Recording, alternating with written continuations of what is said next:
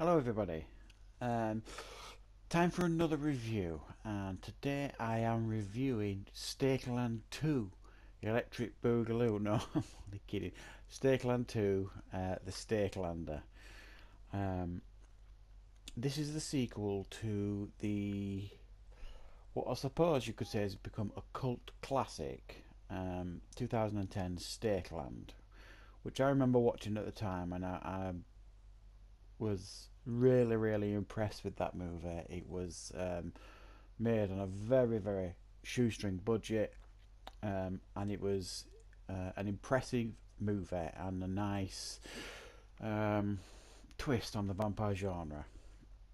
So I really enjoyed Stakeland. I didn't think it was, um, amazing, one of those films that completely blows you away, but I thought for the money that they had to make the movie, it was very good. So I was looking forward to seeing Stakeland too, especially because it had the original cast from the first movie, which was really good to see.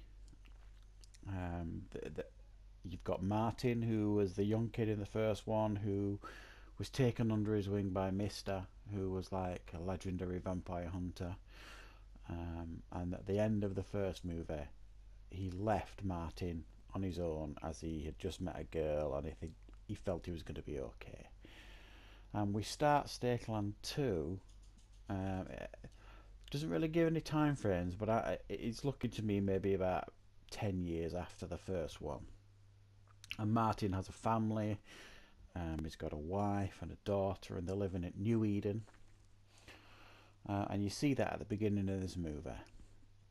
And then New Eden gets attacked by a combination of vampire gang and the Brotherhood, which is like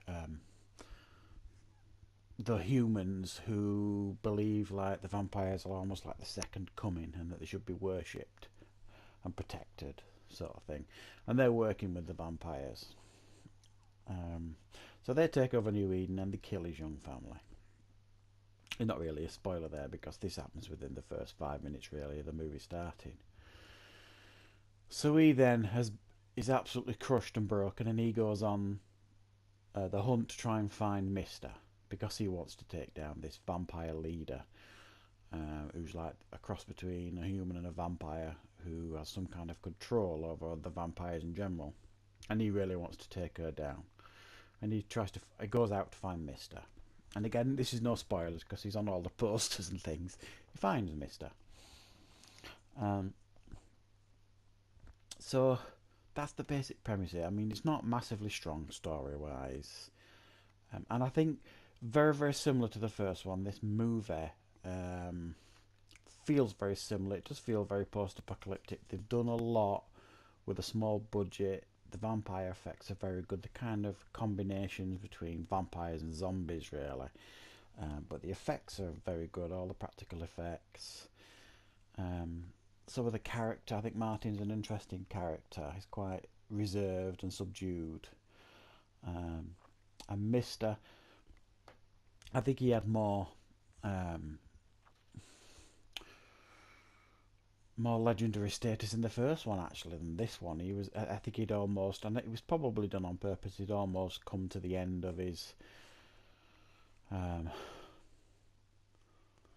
limits in this movie. He wasn't the same. He had a bit too much compassion, and I think the idea was that Martin was becoming him, the young kid, in this movie. He was becoming what Mister was in the first one, and you kind of see that transition throughout this movie. So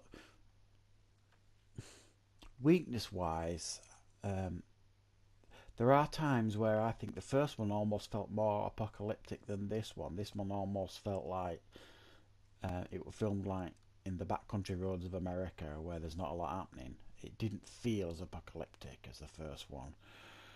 Um, it was almost like there was very little story development. I suppose suppose you could say it's not as good as the first one, I don't think, but it's not a million miles off. I think it's a very, very strong um, sequel. Apart from the stupid title, I mean, the Stakelander is just to me a completely staff title. They didn't need that bit. Just Stakeland 2 would have been fine, thank you. But it was interesting. It kind of leaves it at the end with a little bit potential for another one, so perhaps we might see one. But I did enjoy Stakeland 2, and I do recommend it. It's quite a good movie.